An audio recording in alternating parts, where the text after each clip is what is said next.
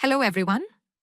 In this video, we'll learn how to import CAD data and create cross-sections using interpolation in ESurveyCAD.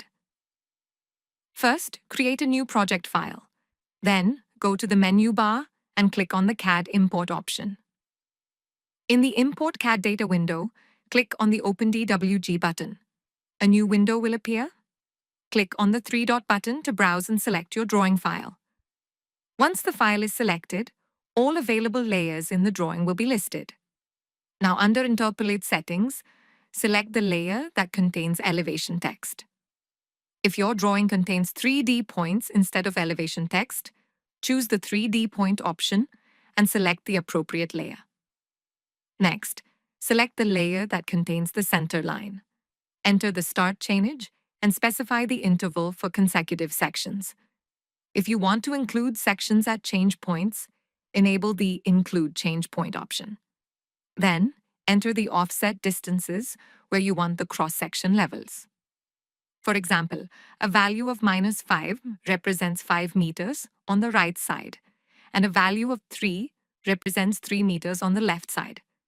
You can enter multiple offset values as needed. After setting all parameters, click on the Generate button to create cross-sections by interpolation. Once the process is complete, close the Import CAD window. Then open the preview screen to view the generated cross-sections. This is how you can easily create cross-sections by interpolating elevations along an alignment in a CAD drawing. If you are working in the infrastructure industry, please don't forget to subscribe to our channel. We regularly add informative videos about infrastructure design and engineering solutions. Road InfraSuite and Water InfraSuite are very popular software solutions for infrastructure engineering. You can also book a free demonstration of the software by visiting www.esurveying.net. You may reach us through email at info@esurveying.net.